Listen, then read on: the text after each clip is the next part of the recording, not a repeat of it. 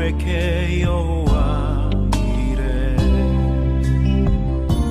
주가 일하시네, 주가 일하시네.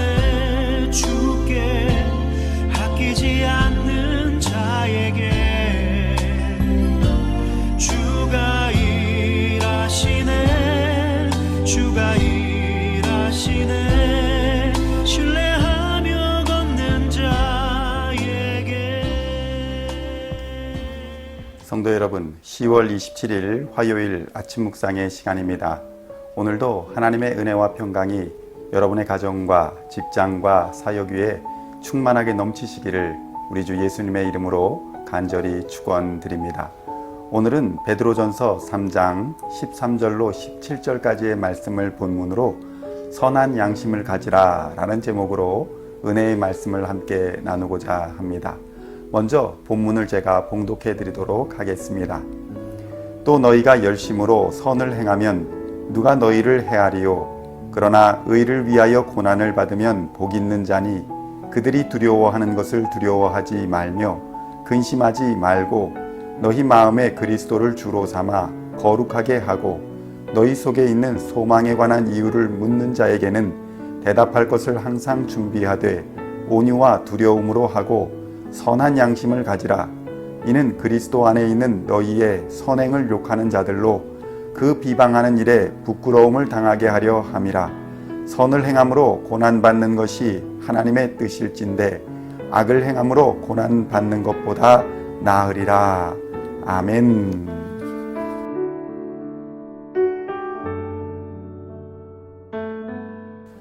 성도 여러분, 여러분은 어떻게 그리스도인이 되셨습니까? 어떤 사람은 모태신앙으로 신앙생활을 하시는 분이 있고 어떤 분은 전도를 받아 교회를 다니기 시작하면서 신앙을 가지신 분도 있습니다. 교회를 다니다가 수련회나 부흥회 등의 집회를 통해 뜨거운 성령 체험을 하고 신앙생활을 하시는 분도 계실 것입니다. 어떤 신앙적 배경을 가지고 있든지 우리는 교회에서 예수 그리스도를 믿는다라는 공통점을 가지고 있습니다. 신앙생활, 그러니까 조금 범위를 좁게 잡아서 교회 생활에서 문제가 발생하기 시작할 때는 이러한 예수 그리스도라는 공통점이 약해지거나 예수라는 중심을 잃어버릴 때에 발생합니다. 예배드리자, 말씀을 읽고 묵상을 하자, 찬양을 하자, 기도를 하자, 이런 모든 것의 중심은 예수 그리스도입니다. 성도의 삶에서 예수님이 차지하고 있는 영향력이 약해질 때에 자연스럽게 교회도 힘을 잃게 됩니다. 왜냐하면 교회는 예수 그리스도의 몸이기 때문입니다. 오늘 베드로는 고난과 어려움이 닥치는 상황에서 조금은 어색하고 적극적이지 않은 대책들만을 말하고 있는 것처럼 보입니다.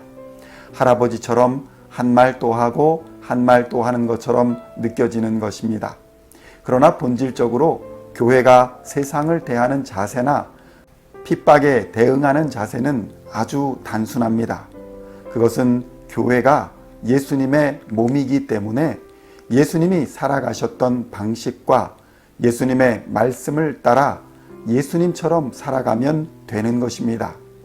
성도 여러분, 교회에서는 예수님을 만나야 합니다. 그래야 생활에 활력을 얻고 힘을 얻을 수 있습니다. 보이지 않고 느끼지 못하신다면 부르짖고 찾아야 합니다. 두드리는 자에게 열리는 것이고 구하는 자가 얻을 것이며 찾는 이가 찾아낼 것입니다. 성도 여러분, 구원의 기쁨은 밭에 감추어진 보화와 같아서 보화가 있는 곳이 밭이면 매일 밭에 나가서 기쁠 것이요, 보화가 있는 곳이 집이면 매일 집에 들어오면 설레고 기쁠 것입니다. 이런 보화와 같은 예수님을 발견하고 만나시기를 우리 주님의 이름으로 축원드립니다. 본문에서 핍박이 몰려오고 어려움이 닥칠 때 베드로는 성도들에게 두려워하지 말고 도리어 적극적으로 선을 행하며 핍박을 복음을 전하는 기회로 삼으라고 권면하고 있습니다. 성도 여러분, 생각과 관점의 차이가 드러나는 것입니다. 핍박과 고난은 모든 사람에게 있을 수 있으나 예수님처럼 고난과 핍박을 이겨내신 분은 없습니다.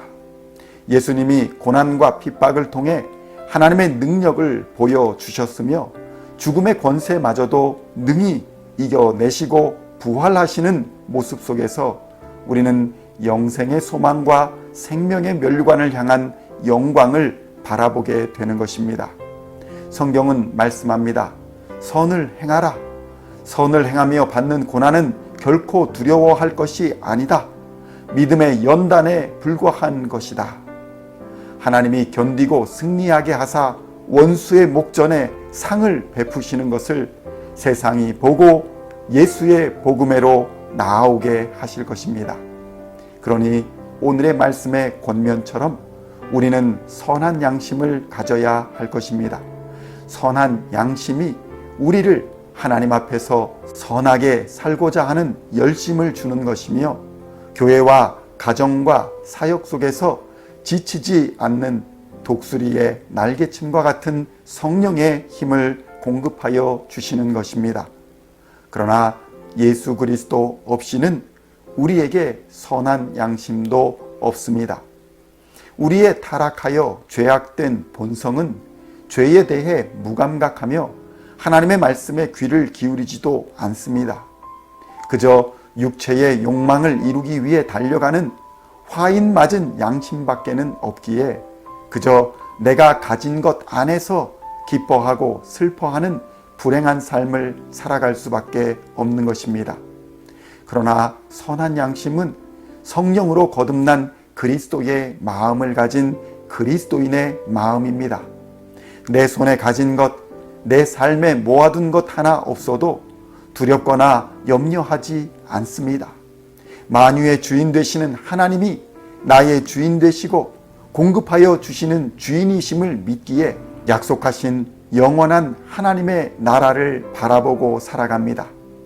예수님을 따라 부활하여 상속으로 얻게 될 영광의 하나님 나라를 바라보며 세상이 알 수도 볼 수도 없는 기쁨을 가지고 살게 되는 것입니다.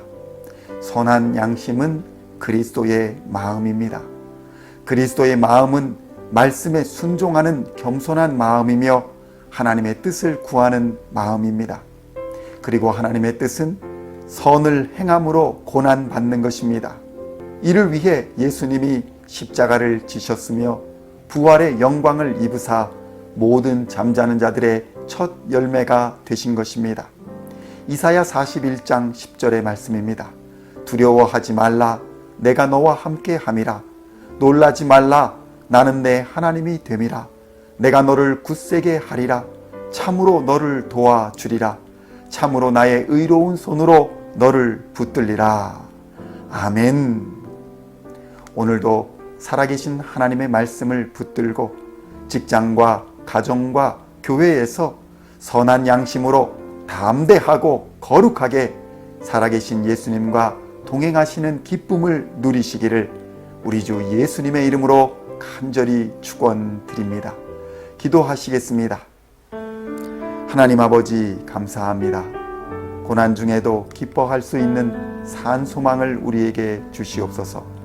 선한 양심으로 고난 가운데서도 선을 행하게 하시고 예수님과 함께 동행하는 참된 영혼의 기쁨을 우리의 삶에 허락하여 충만하게 부어 주시옵소서. 예수님의 이름으로 기도하옵나이다. 아멘.